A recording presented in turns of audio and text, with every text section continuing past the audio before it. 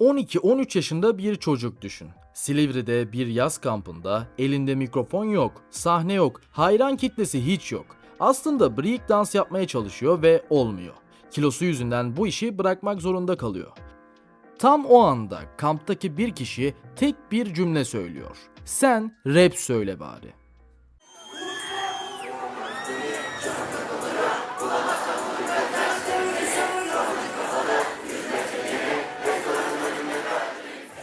İşte o cümle yıllar sonra Spotify Türkiye Top 10 listesinde, konser afişlerinde, hatta Berlin'de bir sahnede yazacak bir ismin başlangıcı oluyor. Motive. Bugün konuşacağımız hikaye tam olarak bu. Gerçek adıyla Tolga Can Serbest. Disiplin cezaları yüzünden liseden atılan bir gençten Türkçe rap'in en çok konuşulan isimlerinden birine. Yolun ortasında bir arkadaş kaybı var, bir ekipten kopuş var, hiç yayınlanmayan şarkılar ve albümler var. Ama aynı zamanda Spotify Top 10'a giren bir albüm, ödül adaylıkları ve şimdi Avrupa sahneleri var. Söz veriyorum, bu hikaye göründüğünden çok daha inişli çıkışlı olacak. Hazırsanız en baştan sırasıyla başlıyoruz. Daha fazla bu tarz video için beğenmeyi, abone olmayı ve başka kimi görmek isterseniz yorumlara yazmayı unutmayınız. 24 Mart 2000, İstanbul Fatih. Memur bir anne babanın evinde dünyaya geliyor. İlk aşkı aslında müzik değil, dans, break dans. Ona hip hop kültürünün kapısını aralıyor. Ama az önce söylediğimiz gibi bu yolda ilerleyemiyor. Peki dans pisti kapanınca ne oluyor? Kuzenleri devreye giriyor ve onu rap yazmaya yönlendiriyorlar. İlk kaydını komşusu, sahne adıyla Rapuzi olarak bilinen Ahmet Turan'ın evinde alıyor. O sırada henüz kimse onu tanımıyor bile. Henüz bir sahne adı bile yok. 12 yaşında rap dinlemeye başlayan Tolga 14 yaşında ilk şarkısını yazıyor ve yine o yaşlarda arkadaşı Jefe ile birlikte kurduğu Dope Boys grubuyla çıkarttığı Yasak Bölge adlı düetle ilk kez küçük çaplı da olsa dikkat çekiyor. Henüz ortada büyük bir başarı yok ama temeller atılıyor. Peki Motive ismi nereden geliyor, hiç merak ettiniz mi? Gerçekten merak ediyorsanız Silivri'deki o kampta tanıştığı Emre isimli bir rapçi. Daha önce kendisi de aynı sahne adını kullanıyormuş ve genç Tolga'ya bu ismi bırakıyor. O da tavsiyeye uyup bu ismi benimsiyor. Küçük bir detay gibi görünebilir ama düşünsenize, bugün milyonlarca kişinin bildiği o isim aslında bir kamptaki tesadüfen devralınan bir miras. Gerçek hayat müzik kadar kolay değil tabi. Liseye devam etmeye çalışıyor ama disiplin sorunları peşini bırakmıyor Tolga'nın. Devamsızlıklar, cezalar derken sonunda okuldan atılıyor. Birçok genç için bu bir yıkım olurdu. Motive için ise tam tersi. Kendi tabiriyle bunu bir kendini keşfetme dönemi olarak görüyor. Artık dönüş yok. Tüm odağını müziğe veriyor ve kendini stüdyolara kapatıyor. Bu noktada elinde ne bir plan var ne de başka bir şey. Sadece bir tutku, inat ve inanç var. Hikayeye burada yeni bir isim giriyor. Tepki. Bu tanışma Motive'nin kariyerinde gerçek anlamda ilk kapıyı aralıyor. Tepki sayesinde MOB adlı oluşuma girmeyi de başarıyor. Hem de kurucu isimlerden biri olarak Çekmece Flow adlı şarkıyla ilk büyük çıkışını da yapmayı başarıyor Motive. O dönem her şey inanılmaz hızlı gelişiyor. Konserler, etkinlikler, hızla büyüyen bir hayran kitlesi. Çevrelerindeki yetenekli isimleri de toplayan MOB, Türkçe rap sahnesinde yepyeni bir dalga yaratıyor. Herkes bu genç ekibin geleceğine dair büyük heyecan duyarken kimse henüz bir grup olarak ne kadar kırılgan olduklarının da farkında değildi. Ama söylemem gerek, bu hikaye düz bir yükseliş hikayesi değil. Çünkü tam bu parlak dönemin ortasında hiç kimsenin beklemediği bir şey oluyor. MOB'nin ilk klibi çıkmadan sadece 2 gün önce Motive'nin çok yakın arkadaşı Vio hayatını kaybediyor. Bu haber sadece Motive'yi değil, tüm ekibi derinden sarsıyor. Bir anda her şey duruyor. Konserler erteleniyor, projeler askıya alınıyor, ekip aylarca toparlanmaya çalışıyor. Birkaç ay sonra acıyı müziğe dökmeye başlıyorlar ve Vio'ya ithafen yayınlanan Çekmece'den Yıldızlara adlı şarkı MOB'nin bugüne kadarki en çok sevilen işlerinden de aynı zamanda biri. Motive aynı dönemde Vio'ya adadığı şarkılardan oluşan Output NR1 adlı EP'sini de yayımlıyor. Bu dönem onun için hem hayatının en acı verici hem de sanatsal olarak en dönüştürücü anlarından biri. Ve belki de ondan sonra yazdığı her satırın altında bir yerlerde bu kayıp saklı kalacak. 11 Eylül 2020. Motive ilk solo albümü Makaveli'yi yayınlıyor. İsmini ise efsanevi rapçi Tupac'ın hapisteyken benimsediği mahlastan geldiğini söyleyelim. 8 şarkılık bu albüm hayat, ölüm ve dönüşüm gibi ağır temalar işliyor.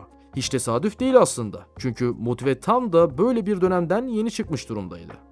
3 ay sonra ilginç bir şey oluyor. Albümün deluxe versiyonunu 5 yeni şarkıyla yayınlıyor.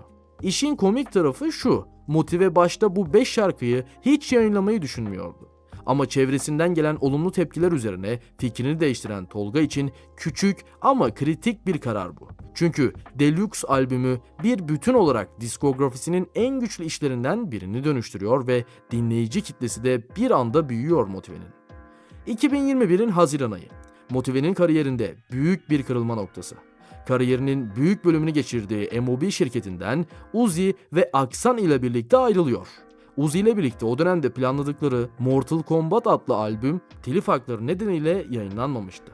Sonra İzmir'e giden Tolga orada prodüktör Osman Cello ile tanışıyor ve haftalarca stüdyoda kayıt alıyor. Bu süreç kendi ifadesiyle kariyerinin en üretken ve en özgün dönemlerinden biri. Ortaya çıkan sonuç birazdan anlatacağımız gibi kariyerinin en büyük dönüm noktalarından biri aslında. 2022'de yayınlanan 22 albümü birçok kişiye göre Motive'nin kariyerindeki en büyük atılım. Albüm lansmandan önce hiçbir yere sızdırılmadan yayınlanıyor. Bu müzik sektöründe nadir görülen bir başarı. Çünkü bugünlerde neredeyse her albüm çıkmadan bir şekilde internete düşüyor. Özellikle de o dönemde kayıtlar şirketlerin stüdyolarında alınıyordu ve en ufak bir sorun yaşandığında şarkılar başka kişilere sızdırılıp satılıyordu. Sonuç Spotify Türkiye Top 50 listesinde 6. sıraya kadar yükselen Motive artık sadece MOB'nin eski bir üyesi değil, kendi başına bir marka haline geliyor. Aynı yıl en iyi rap sanatçısı kategorisinde Altın Kelebek ödülüne de aday gösteriliyor. Bir saniye durup bugüne bir bakalım. Motive artık aylık ortalama 3-4 milyon dinleyiciye ulaşıyor ve YouTube'da şarkıları milyonlarca kez de dinlenen bir isim. Yani Silivri'deki o kampta ismini alan çocuk birkaç yıl içinde gerçekten de bir markaya dönüşmüş durumda. Ama hikaye burada durmuyor. Çünkü Motive kendini hiçbir zaman tek bir kalıba sıkıştırmadı. 2023'e geldiğimizde Motive beklenmedik bir kapı daha açıyor. Romantik albümü.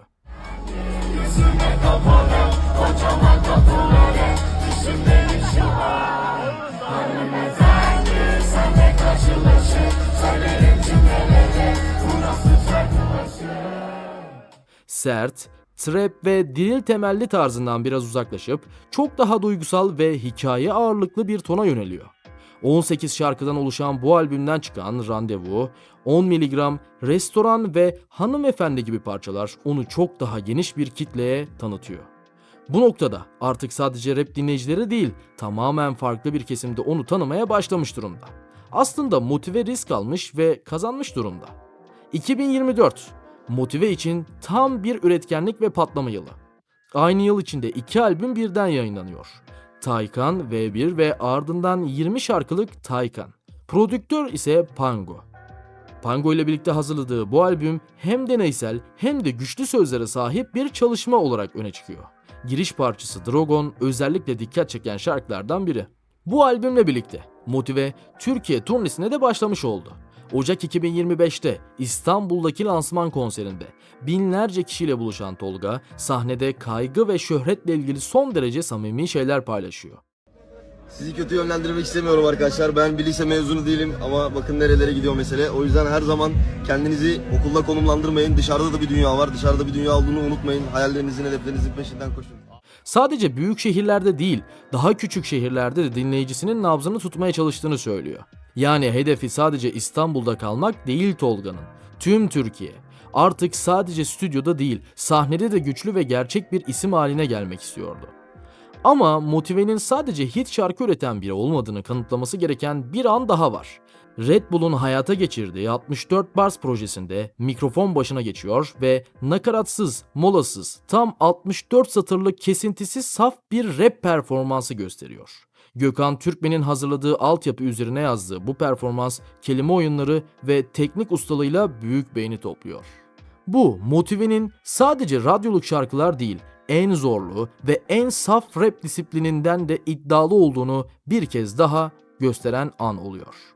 2025 boyunca Karanlık, Surf ve Belly Dance gibi tekli parçalarla üretkenliğini sürdüren Motive aynı zamanda Manifest grubu ile Zehir Remix adlı parçayı yayınladılar ve milyonlarca da dinlendi. Aslında Motive çok farklı tarzlarda kendini kanıtlayan bir sanatçı olduğunu da göstermiş oldu. 2026 yılına yepyeni sürprizler ile giriyor Motive ve Mortal Kombat albümü yayınlanıyor. Aslında Uzi ve Motive araları kötüydü ama tekrardan bir araya gelerek seneler önce yayınlayamadıkları bu albümü tekrardan stüdyoya girerek baştan sona kayıt alarak yayınladılar. Ve sonuç mu? Spotify'ın küresel en iyi çıkış yapan albümler listesinde 1. sıraya yerleşerek bu başarıyı elde eden ilk Türkçe albüm oldu. Ardından Motive hiç hız kesmeden Pasaj albümünü duyurdu. Senin de işin zor, bekle de motive listede gerilesin. Daha çok beklersin, Allah nefretine nefret versin bebek. Hazırlık süreci büyük bir gizlilik içinde yürütülüyordu ve track listesi bile lansmana kadar netleşmemişti. Sürpriz düetler bir bir ortaya çıkıyordu. Uzun süredir adını duymadığımız Reçkol, Mörda ve Kontgar gibi isimler albümde yer alıyordu. Lansman gecesinde yüzlerce hayranıyla buluşan Motive bu başarının aslında çocukluğundan beri inşa ettiği bir hayalin devamı olduğunu söylüyor. Rakamlara fazla takılmadığını, asıl önemli olanın işine odaklanmak olduğunu da sıkıca vurguluyor. Şöhretin hayatını çoğunlukla olumlu etkilediğini ama elbette zorlukları da olduğunu, sonuçta hepimiz gibi kendisinin de zaman zaman hata yapabilen bir insan olduğunu da ekliyor.